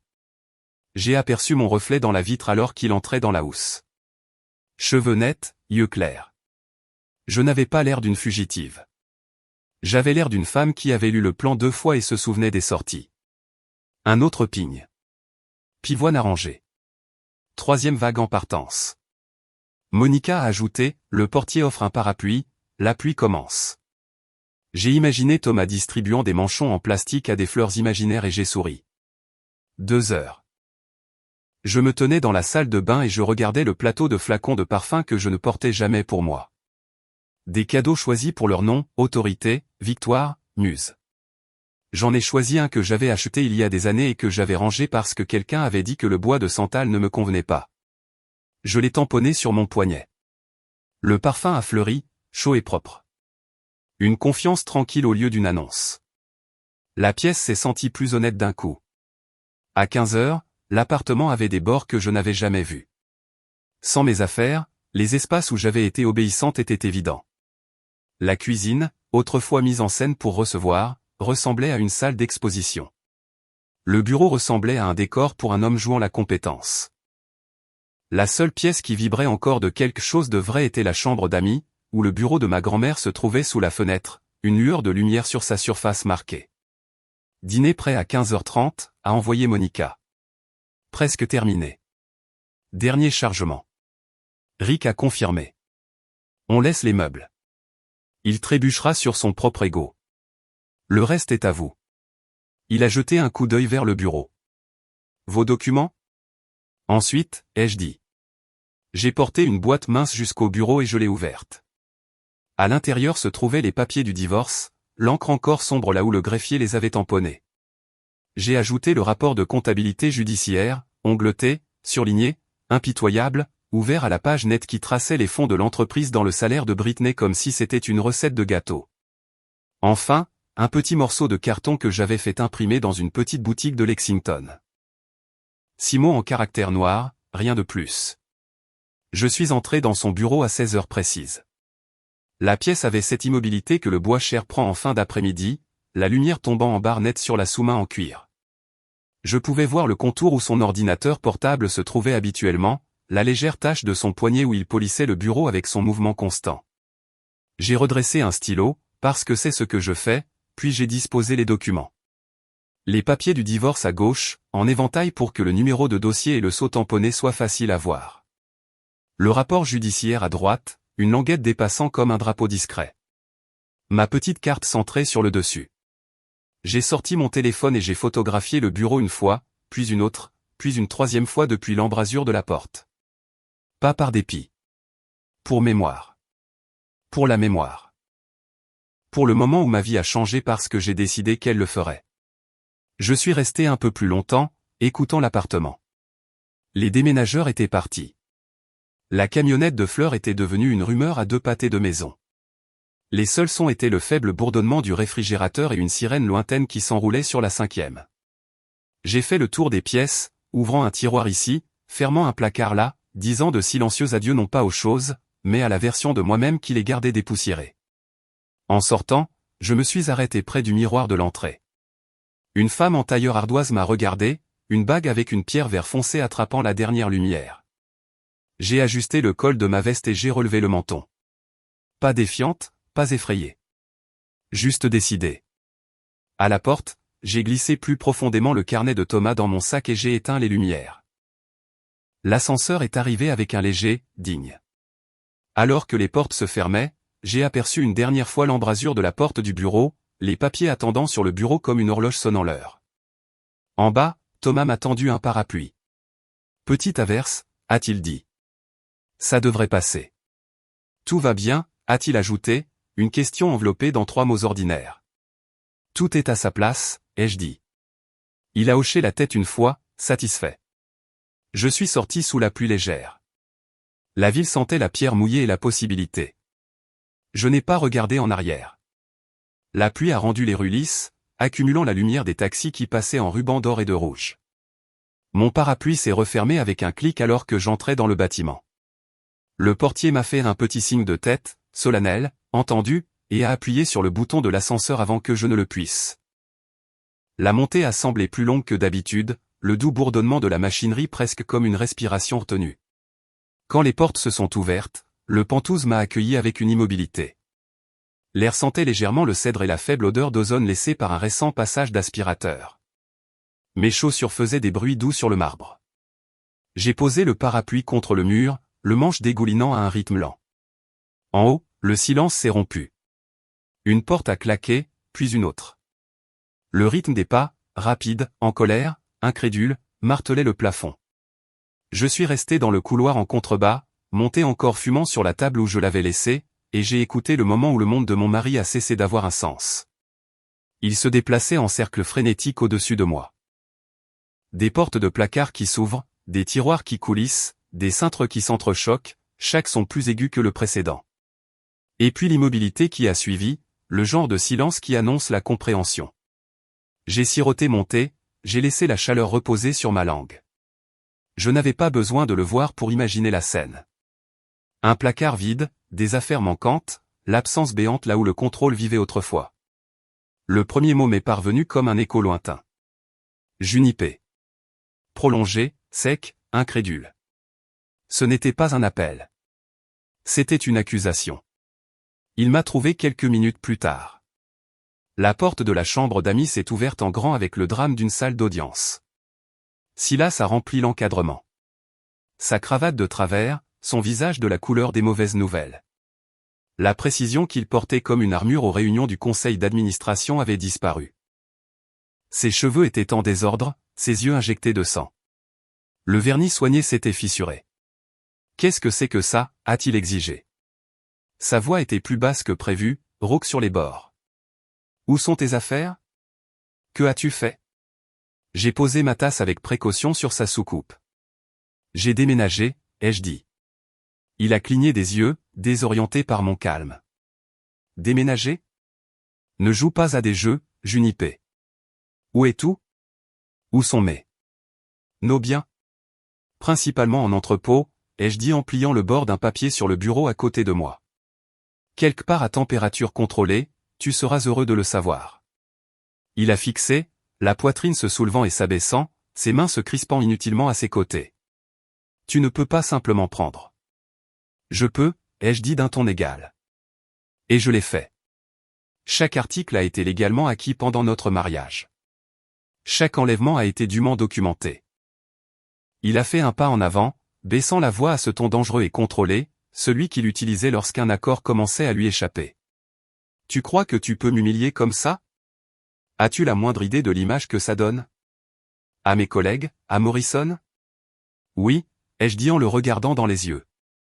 Comme la responsabilité. Un instant, il a semblé presque effrayé, puis de nouveau en colère. Tu as perdu la tête. Tu es devenu complètement irrationnel. Je me suis levé et j'ai lissé ma veste. Irrationnel, ai-je fait écho. Silas, j'ai exécuté une restructuration stratégique des actifs personnels. Tu devrais apprécier la formulation. Tu me l'as apprise.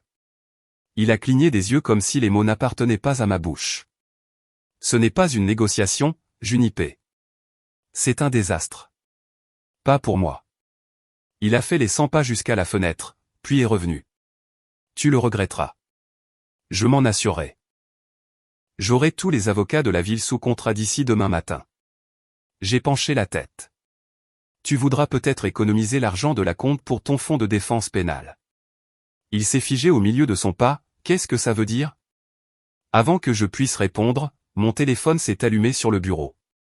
Le nom de Margaret clignotant sur l'écran. Timing parfait. Je l'ai décroché et j'ai activé le haut-parleur. Junipé. La voix de Margaret est venue, douce et tranchante. Je suppose que vous êtes avec lui. Silas s'est approché, sa posture se transformant en celle du PDG. Cette fausse confiance qu'il porte comme de l'eau de Cologne. Margaret, a-t-il dit en coupant. Quelles que soient les absurdités que ma femme vous a racontées. Je ne suis pas votre employé, Silas, l'a-t-elle interrompu. Et elle n'est plus votre femme pour très longtemps. J'appelle pour vous informer que nous avons soumis des preuves de détournement de fonds au conseil d'administration.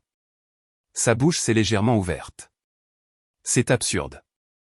Les accusations seront examinées lundi, a-t-elle poursuivi, imperturbable. Nous avons des documents traçant les fonds d'acquisition vers un compte personnel au nom de Britney Hill. Je crois que vous avez utilisé l'étiquette frais de consultation.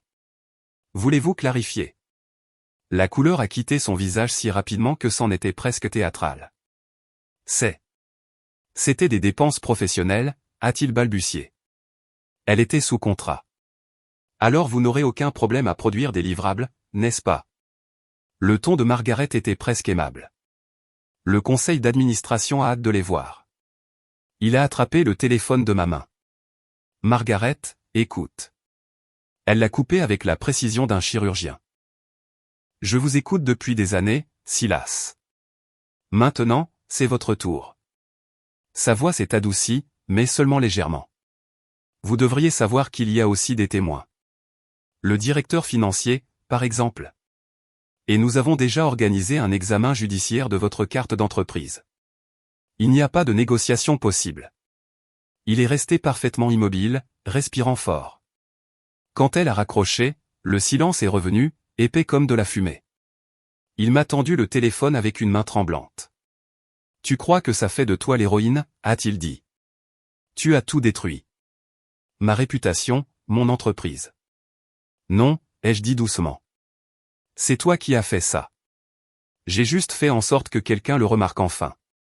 Il s'est détourné, une main pressée sur sa tempe, l'autre agrippant le bord du bureau comme si la pièce risquait de basculer. Tu ne comprends pas ce que tu as fait. Tu ne peux pas t'en tirer comme ça. Tu me dois. J'ai ri une fois, lentement et sèchement. Te devoir? Il m'a de nouveau fait face, les yeux sauvages. Oui. Chaque succès que j'ai construit, tu en as bénéficié. Tu as vécu dans ce penthouse, porté les vêtements, participé au dîner. Tu crois que tu peux réécrire l'histoire maintenant? Je ne réécris rien, ai-je dit. Je termine le dernier chapitre. Il a fait un pas vers moi. Junipé, ne fais pas ça. Faire quoi, exactement? Il a hésité, semblant soudainement petit, comme un homme essayant de négocier avec la gravité. J'ai pris mon manteau en cachemire de grand-mère de la chaise, je l'ai drapé sur mon bras et je l'ai regardé droit dans les yeux.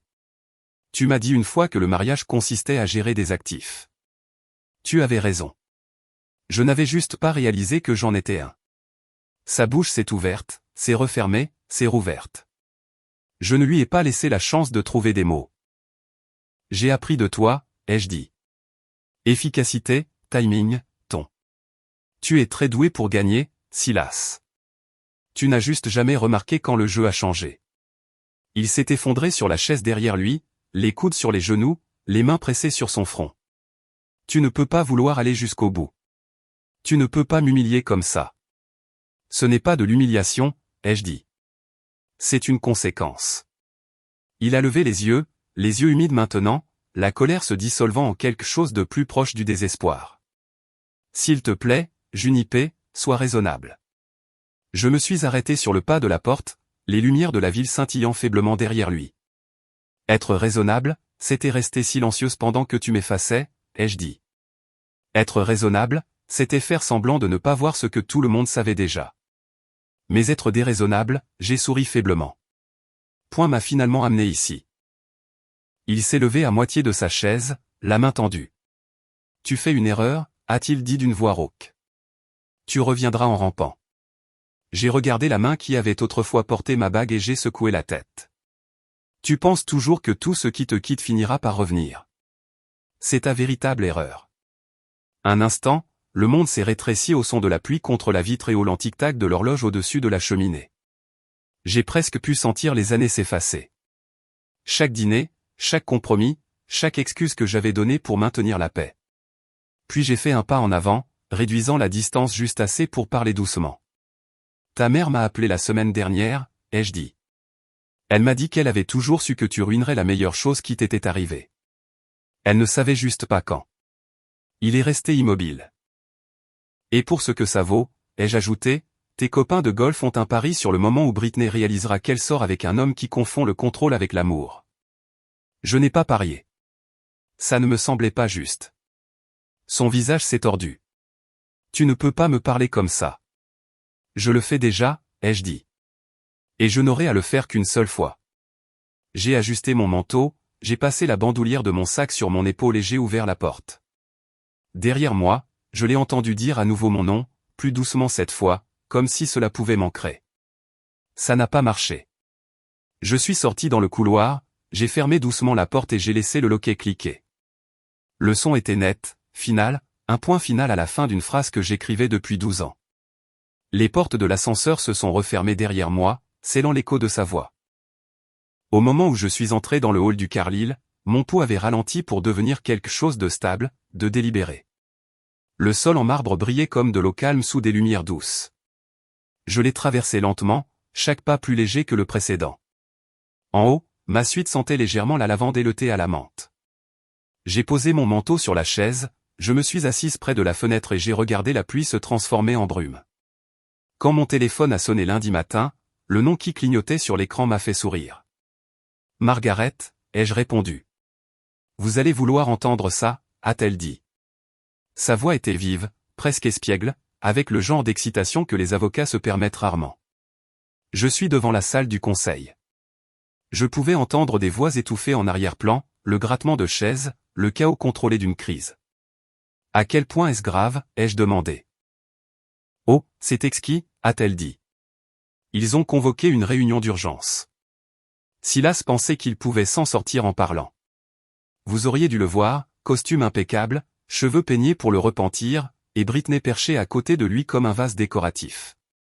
J'ai imaginé la scène instantanément, la longue table en verre, la tension épaisse comme de la glace sèche, les visages des hommes qui le toastaient autrefois se transformant en jugement.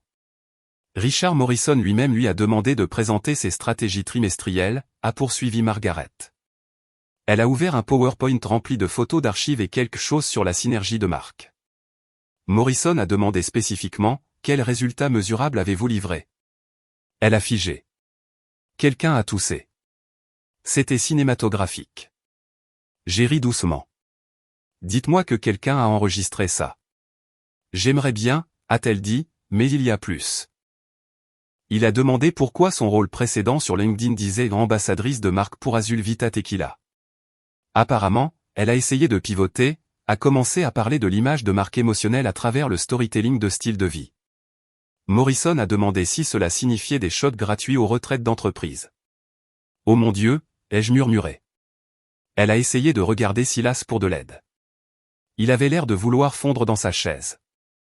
À la fin, le conseil a voté pour le mettre en congé administratif, en attendant une enquête. Une pause, puis un léger bruissement de papier. L'une des assistantes vient de m'envoyer un texto, a dit Margaret. Vous allez adorer ça. Un buzz a suivi sur mon propre téléphone. Un message d'un numéro inconnu. Le roi est tombé. Emoji de bouteille qui saute. Je n'ai pas pu m'en empêcher. J'ai ri jusqu'à ce que les larmes me piquent les yeux. Dites-lui qu'elle a un excellent timing, ai-je dit. Junipé, a dit Margaret, sa voix s'adoucissant. Vous l'avez fait. Non, ai-je dit en expirant. Il l'a fait. Mardi est arrivé, calme, gris. J'étais à mi-chemin de monter quand quelqu'un a frappé à la porte de ma suite. Le coup était urgent, inégal. Je l'ai ouverte pour trouver Britney debout là, le mascara coulant, les cheveux mous, son sac de créateur serré contre sa poitrine comme un radeau de sauvetage. S'il vous plaît, a-t-elle dit avant que je puisse parler. Il est horrible. Je ne savais pas où aller d'autre. Je l'ai laissé entrer. Elle a plané près de la fenêtre, les yeux allant partout. Il a bloqué mes comptes, a-t-elle dit. Il a dit que j'avais violé un accord. Il m'a fait signer un accord de non-divulgation il y a des mois et maintenant il menace de me poursuivre si je parle. Sa voix s'est brisée. Il a dit que c'était de ma faute si ça s'est produit. J'ai fait un geste vers la chaise. Asseyez-vous, Britney. Elle l'a fait, cherchant un mouchoir dans son sac. Le tremblement de ses mains faisait teinter ses bracelets. Il m'a promis, a-t-elle chuchoté. Il a dit qu'il vous quittait en janvier. Il m'a même montré des maisons dans le Connecticut. Il a dit que nous serions partenaires. J'ai étudié son visage. La panique, l'incrédulité que quelqu'un puisse être à la fois charmant et cruel. C'était un regard que je connaissais bien. Il payait mon loyer, a-t-elle poursuivi. Mais maintenant, il le veut en retour. Il a dit que j'en avais profité injustement. Qui dit ça? Silas, ai-je dit. Ses yeux se sont levés, humides et grands. Il a dit que je l'avais ruiné. Que vous, elle a hésité. Point vous êtes vindicative. Que vous avez retourné tout le monde contre lui. Il se retourne contre vous maintenant parce que vous n'êtes plus utile, ai-je dit doucement. Elle a dégluti difficilement. Vous me détestez? J'ai considéré la question. Je l'ai fait, ai-je finalement dit, pendant un certain temps. Mais la haine lui donne trop de crédit. Vous n'étiez qu'une autre partie de sa collection. Une larme a glissé sur sa joue. Je pensais que j'étais spécial. Moi aussi, ai-je dit. Un long moment, le seul son était la pluie contre la fenêtre. Puis j'ai fouillé dans mon sac à main, j'ai sorti une carte de visite et je l'ai fait glisser sur la table. Margaret Winters. Appelez-la. Dites-lui tout. Elle a baissé les yeux, la confusion se transformant en prise de conscience. Vous me donnez votre avocate? Elle est douée pour nettoyer après des hommes comme Silas, ai-je dit. Ses épaules se sont affaissées, une partie de la panique quittant son visage. Je ne mérite pas votre gentillesse. Ce n'est pas de la gentillesse, ai-je dit doucement. C'est une conclusion. En partant, elle s'est arrêtée à la porte. Pour ce que ça vaut, a-t-elle dit, il a terriblement peur de vous maintenant. Bien, ai-je dit. Il devrait l'être. La visiteuse suivante est venue le lendemain matin, annoncée par le coup sec de quelqu'un qui n'attend pas d'être invité. J'ai ouvert la porte pour trouver Eleanor Blackwood debout dans un parfait manteau camel, des perles à son cou, les yeux froids et évaluateurs. Madame Blackwood, ai-je dit. Eleanor, a-t-elle corrigé en entrant. Nous avons largement dépassé les formalités, ne croyez-vous pas? Elle a jeté un coup d'œil à la suite, son regard s'arrêtant sur les livres empilés près de la fenêtre. Bel espace. Paisible. C'est rare dans cette ville. J'ai fait un geste pour qu'elle s'assoie, mais elle est restée debout, fouillant dans son sac à main structuré. Je ne suis pas venu m'excuser pour lui, a-t-elle dit en sortant un épais dossier manille, bien que le ciel sache que quelqu'un devrait. Elle me l'a tendu. À l'intérieur se trouvaient des photocopies, de vieux dossiers judiciaires, des documents de règlement, des noms que je ne reconnaissais pas, qu'est-ce que c'est, ai-je demandé. Son passé, a-t-elle dit simplement. Les parties qu'il n'a pas pris la peine d'effacer. J'ai parcouru les pages. Des papiers de divorce. Le premier mariage qu'il prétendait avoir été annulé. Des notes d'un service des ressources humaines sur une plainte pour harcèlement réglé discrètement. Un deuxième paiement moins formel intitulé « Indemnité de départ de consultant ». Je les ai gardés, a dit Eleanor en s'asseyant enfin. Sa voix s'était adoucie, mais sa posture est restée droite, la colonne vertébrale comme du fer. Je me suis dit que c'était pour me protéger, mais je pense que je ne pouvais tout simplement pas supporter de jeter les preuves de qui mon fils était vraiment. J'ai levé les yeux vers elle. Pourquoi me les donnez-vous? Parce que vous êtes la seule qui lui ait jamais tenu tête, a-t-elle dit.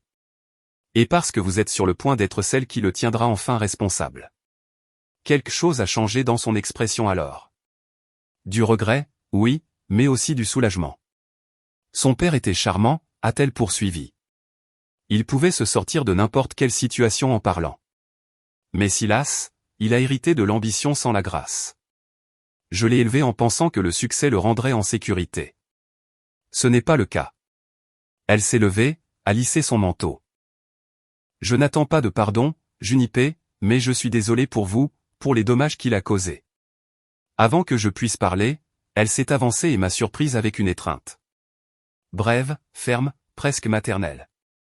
J'ai toujours espéré que vous seriez celle qui l'arrêterait, a-t-elle chuchoté près de mon oreille. Quand elle est partie, le dossier reposait sur mes genoux comme une petite vérité lourde.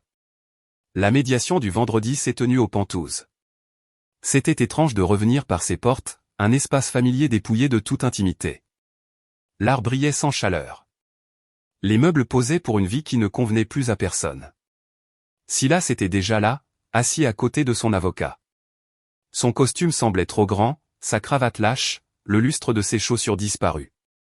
J'ai pris ma place de l'autre côté de la table, mon avocate d'un côté, le médiateur à la tête. Le processus a commencé par des formalités, liste d'actifs, évaluation, pourcentage. Silas a essayé de discuter pour des objets sentimentaux, des peintures qu'il n'avait jamais remarquées, des sculptures qu'il avait qualifiées de ramasse-poussière. Cette peinture, a-t-il dit en désignant la copie de Monet, faisait partie de notre esthétique commune. Margaret a souri. Vous voulez dire celle que vous avez digérée avec la couleur de votre bureau? Son avocat s'est agité, mal à l'aise. Nous sommes passés au meuble. Il a essayé de réclamer la salle à manger de ma grand-mère, invoquant une valeur historique. J'ai produit un email qu'il avait écrit il y a 2 ans, la qualifiant de « vieilles ordures que nous devrions donner ». Silas s'est penché en arrière, la mâchoire se crispant. Tu as tout transformé en preuve. Non, ai-je dit doucement. C'est toi qui as fait ça quand tu as tout rendu transactionnel. Le médiateur s'est raclé la gorge. Restons civils. Nous l'avons fait, à peine. Chaque objet portait un souvenir. Chaque réclamation était une autre petite rupture. À un moment donné, son avocat a posé une question sur un album photo, notre lune de miel en Italie. Je l'ai regardé, les bords usés, les visages souriants d'une autre vie. Tu peux le garder, ai-je dit. Ces gens n'existent plus. Pour la première fois de la matinée, Silas m'a regardé, pas les papiers. Il y avait quelque chose de brut dans son expression. Du remords, peut-être, ou juste la reconnaissance que la performance était terminée. Quand les dernières signatures ont été apposées, le médiateur a rassemblé les dossiers. Cela conclut la division, a-t-il dit. Je me suis levé, lissant ma veste. Le Penthouse semblait plus petit maintenant, l'air plus rare. En me tournant vers la porte, j'ai aperçu le bureau au bout du couloir. Bureau vide, légère empreinte où mes papiers avaient reposé. La voix de Silas a suivi, douce, incertaine. Junipé. Je me suis arrêté, mais je n'ai pas regardé en arrière. Prends soin de toi, Silas, ai-je dit. Tu en auras besoin. Et puis je l'ai laissé là, entouré des fragments de l'empire qu'il avait construit et brisé de ses propres mains. Le couloir a avalé le léger clic de la porte du bureau, et j'ai marché vers l'ascenseur sans regarder en arrière. L'air sentait légèrement le vernis au citron et la pluie portée par les manteaux des gens. Quand les portes se sont ouvertes, mon reflet dans l'acier brossé semblait stable, presque serein. J'ai appuyé sur « rez-de-chaussée », j'ai croisé les mains et j'ai laissé l'ascenseur me sortir de la vie que j'avais maintenue en vie bien trop longtemps. 3 mois plus tard, je me tenais dans un autre couloir, celui du palais de justice, vêtu de la robe émeraude que Silas avait toujours détestée. Le tissu effleurait mes genoux, vif contre le carrelage beige et les plaintes éraflées qui avaient vu plus de fin qu'une bibliothèque. Margaret se tenait à côté de moi, ses lunettes de lecture basses sur son nez, une pile de papier sous le bras comme un bouclier qu'elle savait utiliser. Lorsque le greffier a appelé mon affaire, nous sommes entrés ensemble dans la salle d'audience. La juge était une femme aux cheveux argentés tirés en un chignon strict et aux yeux qui avaient pesé 1 millier d'histoires comme la mienne. Elle a regardé les documents, puis moi. Mademoiselle Osborne, a-t-elle dit, le nom sortant comme s'il n'avait jamais été autre chose. Êtes-vous prête à finaliser? Je le suis, ai-je dit, clair et sûr. Nous avons suivi les formalités. Le décret a restauré mon nom, mes biens, ma tranquillité. Lorsque la juge a tamponné la dernière page, le son a résonné comme un léger coup de marteau contre mes os. Elle a levé les yeux et m'a fait le plus petit des sourires, le genre que les professionnels partagent avec les gens qui ont survécu à la partie difficile. Félicitations, a-t-elle dit. Que ceci soit un commencement. À l'extérieur de la salle d'audience, Margaret m'a serré dans ses bras dans le couloir. Nous n'avons pas seulement gagné, a-t-elle dit à mon oreille. Nous avons refermé le livre. Elle m'a tendu une copie du décret, puis un autre dossier avec des onglets nets. Pour vos dossiers, a-t-elle ajouté. Le règlement, la comptabilité et, mon préféré, les conclusions concernant l'utilisation abusive des fonds de l'entreprise. Ce chapitre particulier le suivra comme une longue queue de comète. Nous avons descendu les marches du palais de justice sous le soleil d'hiver. La ville semblait différente à cette heure-là, moins pressée, comme si elle reprenait son souffle entre deux réunions. J'ai levé le visage vers la lumière. Mon nom était de nouveau à moi, m'allant comme un manteau que j'avais fini par remplir. La clé du pantouse était lourde dans ma paume cet après-midi-là lorsque je me suis laissé entrer. Les pièces vides retiennent leur souffle différemment après une tempête. J'ai traversé chaque espace en silence. Le bureau ne ressemblait plus à un décor. La chambre d'amis, ma chambre était remplie de boîtes étiquetées de ma main, pas de la sienne. J'ai ouvert une boîte étiquetée, tiroir de bureau, et j'ai sorti le stylo plume de ma grand-mère. Il écrivait en lignes bleues lisses sur du papier impeccable, et mon premier mot sous mon nom restauré semblait stable. Junipé. Une semaine plus tard, j'ai signé un bail pour un petit bureau dans l'Upper West Side. 2e étage. Une lumière du soleil qui ne flattait personne et ne cachait rien. La peinture séchait encore dans les coins. J'ai décollé le film protecteur de la plaque de la porte et j'ai pressé les lettres moi-même. Junipé Osborne, LSW. Consultation. J'avais encadré ma licence il y a des années et je l'avais rangée parce qu'une femme n'avait pas besoin de telles choses. Ou c'est ce qu'on m'avait dit. Maintenant, elle était accrochée à hauteur des yeux. La pièce sentait la peinture fraîche et la possibilité. J'ai choisi des chaises qui invitaient à la conversation plutôt qu'à la performance. Un tapis rond qui réchauffait le sol. Une bibliothèque qui contenait plus que de la décoration. Le bureau de la réception est resté petit par choix. Pas de gardien ici, juste une femme aux yeux bienveillants nommée Tessa qui cuisinait des barres au citron pour les clients nerveux et se souvenait de comment chacun prenait son thé. Le premier matin, j'ai apporté un vase de tulipes de l'épicerie et je les ai posées près de la fenêtre. Elles se sont ouvertes à mesure que le soleil se déplaçait le long du mur, comme une promesse qui éclot à temps. Ma première cliente était une femme en manteau bleu marine qui gardait les mains jointes jusqu'à ce qu'elle lui fasse mal. Elle avait vu mon nom dans les pages mondaines. La chute de Silas avait fait une histoire que les gens lisaient avec un café et un hochement de tête, et elle voulait de l'aide pour quitter un homme dont la voix vivait dans ses propres os. Elle s'est assise sur la chaise grise, a fixé le motif du tapis et a demandé « Comment avez-vous su que vous étiez prête ?» Je ne le savais pas, lui ai-je dit. J'ai juste su que je n'étais pas prête à rester. Nous avons parlé jusqu'à ce que la tension dans sa mâchoire se relâche. En partant, elle m'a serré les mains en signe de gratitude et a chuchoté « Je reviendrai la semaine prochaine ». Elle l'a fait, et d'autres aussi. 12 à la fin du mois. Des femmes qui connaissaient les écoles privées et la douleur privée, des femmes qui avaient besoin d'un plan plus que de sympathie. J'ai préparé des classeurs avec des onglets, des listes de contacts et de ressources. Nous avons pratiqué des conversations difficiles dans mon bureau jusqu'à ce qu'elles sonnent comme des vérités au lieu d'excuses. Toutes les histoires n'étaient pas simples. Une cliente est retournée 2 fois. Une autre a changé les serrures, puis m'a appelé à minuit pour me dire que le silence était assourdissant. J'ai gardé des mouchoirs sur la table d'appoint et un bol de bonbons à la menthe près de la porte, car parfois, une petite douceur rend le courage plus facile à avaler.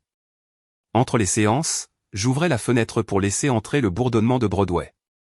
Les freins de bus, une sonnette de vélo, quelqu'un chantant faux dans la rue. La ville avait toujours été un cœur. Je pouvais l'entendre à nouveau. Environ 6 mois plus tard, une enveloppe vert pâle est arrivée à mon bureau sans adresse de retour. À l'intérieur se trouvait une carte avec un arbre à l'aquarelle sur le devant. L'écriture m'a surprise. Des lettres arrondies, pleine d'espoir et de jeunesse. Junipé, commençait-elle. Je voulais que tu saches que je vais bien. Je suis dans le Vermont et je dirige un petit studio de yoga. Il s'avère que je suis meilleur pour respirer que pour le branding. Merci pour le réveil, même si tu ne le voulais pas pour moi. Il y avait une photo glissée dans le pli. Britney en leggings et pull, les cheveux en chignon décoiffés, les joues rouges, debout sous une enseigne en bois qui disait « Mountain Breeze Yoga ». À côté d'elle, un homme barbu en flanelle tenait une tasse, son sourire tranquille. Au dos de la photo, elle avait écrit « Il s'appelle Jack. Il lit de la poésie. Il n'a jamais possédé de costume. » Je pense que c'est ça, le but. Je n'ai pas répondu. Je n'en avais pas besoin. J'ai posé la carte sur la bibliothèque à côté d'un petit oiseau sculpté que ma mère avait trouvé dans un marché aux puces. Plus tard, lorsqu'une cliente m'a dit qu'elle avait honte de ne pas avoir vu un schéma plus tôt, j'ai pensé au visage de Britney et j'ai dit, nous voyons les choses quand nous sommes prêts, pas avant. Le printemps est arrivé par à-coups, des mardis ensoleillés et des jeudis maussades. Le jour du lancement de mon livre, je me suis réveillé avant l'alarme, l'excitation battant dans mon corps comme un métronome amical. Nous l'avons intitulé « La révolution de la chambre d'amis », une expression qui a fait sourire Margaret la première fois qu'elle l'a entendue. L'éditeur a réservé la même salle de bal d'hôtel où Silas m'avait présenté à Britney, et j'ai dit oui sans hésiter. L'ironie, lorsqu'elle est utilisée correctement, peut être une épice curative. Le hall sentait les lys et le café. À l'intérieur de la salle de réception, les chaises formaient des rangées nettes, une petite scène à l'avant bordée de copies de mon livre empilées comme des briques. Tessa s'est affairée avec les badges et la lueur des lampadaires, puis m'a glissé une mante dans la main comme un entraîneur remettant du ruban adhésif. Pour les nerfs, a-t-elle dit. Les gens ont commencé à arriver. Des femmes aux yeux vifs et au sourire prudent. Quelques hommes à l'arrière qui semblaient prendre des notes pour des sœurs et des amis. Ma mère est entrée au bras de Thomas, qui portait un costume qui lui allait comme s'il avait attendu dans son placard une raison de le porter. Il a fait le plus petit des signes de la main et a articulé, fier. J'ai serré ses doigts quand il m'a rejointe et j'ai dit, tu es bien habillée. Même Eleanor est apparue, se tenant près du fond dans une robe bleu marine, son expression illisible jusqu'à ce que j'aperçoive le petit signe de tête qui disait, plus que des fleurs l'auraient fait. Margaret a pris place au premier rang et a croisé les jambes avec la satisfaction nette de quelqu'un qui sait qu'un plan a abouti. La pièce s'est remplie d'une session de récits, des divorces silencieux, des divorces bruyants, des divorces en suspens, ceux qui n'avaient pas encore eu lieu mais qui avaient déjà commencé dans le cœur. Quand ce fut le moment, je suis monté sur scène. Le micro était chaud dans ma main. J'ai lu un passage sur la première nuit dans la chambre d'amis, sur l'étrange liberté d'une lampe laissée allumée et d'une fenêtre entr'ouverte sur l'air réel. Le public était silencieux, le genre de silence qui signifie que les gens retiennent leur souffle. Quand j'ai eu fini, j'ai posé le livre et j'ai ouvert aux questions. Une femme aux cheveux gris dans un cardigan rose s'est levée. « Regrettez-vous quelque chose ?» a-t-elle demandé. La salle attendait. J'ai pensé aux années, au dîner, aux sourires de circonstance. J'ai pensé à la nuit où j'ai dit « d'accord », à la chambre d'amis et où j'ai voulu dire « regarde-moi faire ». J'ai secoué la tête. Je regrette de ne pas avoir déménagé plus tôt dans la chambre d'amis, ai-je dit. C'est là que j'ai appris la leçon que j'aurais dû apprendre plus tôt. Que le confort peut être une cage si vous laissez quelqu'un d'autre en verrouiller la porte. Les applaudissements ont monté comme de la chaleur. Je les ai sentis sur mon visage, mes mains, à l'intérieur de ma poitrine. Un instant, je les ai laissés reposer là. Puis j'ai lu la dédicace, à toutes les femmes à qui on a dit d'apprendre leur leçon, et qui l'ont fait. Les applaudissements cette fois sont venus avec quelques acclamations. Ce n'était pas un tour d'honneur. C'était un retour à la maison. Après, j'ai signé des livres et j'ai écouté. Une infirmière m'a dit qu'elle avait versé un acompte sur son propre appartement ce matin-là. Une enseignante a dit qu'elle avait sauvegardé mon article sur la documentation comme une liste de contrôle. Une femme de mon âge m'a serré la main et a chuchoté « Merci de m'avoir montré que la personne dans le miroir peut changer ». Quand la salle s'est vidée, Thomas s'est approché timidement avec un exemplaire pour que je le signe. Au meilleur portier de New York, ai-je écrit, puis j'ai ajouté « et au héros silencieux du hall ». Il a ri, puis s'est raclé la gorge et a dit « Mademoiselle Hawthorne, il y a une file d'attente après le bar ». En rangeant, les lumières de l'hôtel brillaient un peu plus chaudement. Je suis allé à la fenêtre où, il y a des mois, j'avais regardé une version plus jeune de moi-même naviguer dans un autre genre de soirée. Dehors, la ville bougeait comme elle le fait toujours, se pressant, s'arrêtant, se heurtant, pardonnant. Mon téléphone a vibré avec un texto de Tessa. Demain. 3 nouvelles clientes. Aussi, ta mère veut des pancakes. J'ai souri. Des pancakes, ça sonnait comme un plan.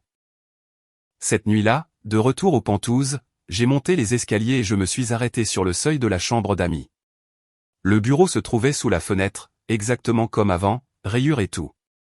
J'ai passé mes doigts le long de son bord et j'ai senti la rainure où mon stylo s'était enfoncé il y a des semaines. À travers la vitre, le parc brillait d'un vert doux et improbable. J'ai ouvert la fenêtre de quelques centimètres et j'ai respiré l'air doux de la nuit, l'odeur de feuilles humides, un soupçon de chariot à bretzel, une note égarée d'un saxophone quelque part sur l'avenue. Sur la commode, la bague en émeraude de ma grand-mère a attrapé un rayon de lampadaire et l'a renvoyé dans un petit clin d'œil satisfait.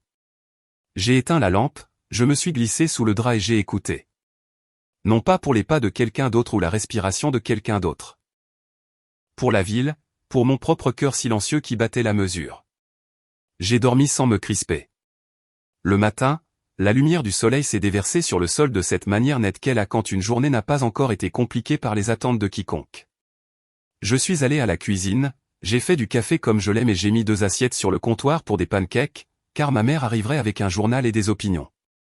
J'ai aperçu mon reflet dans la porte du micro-ondes, les cheveux en désordre, les yeux brillants, la bouche prête à sourire, et j'ai ressenti à nouveau cette douce certitude. La personne qui contrôle la salle du conseil n'est pas toujours celle qui contrôle le conseil. Parfois, c'est celle qui possède le bâtiment.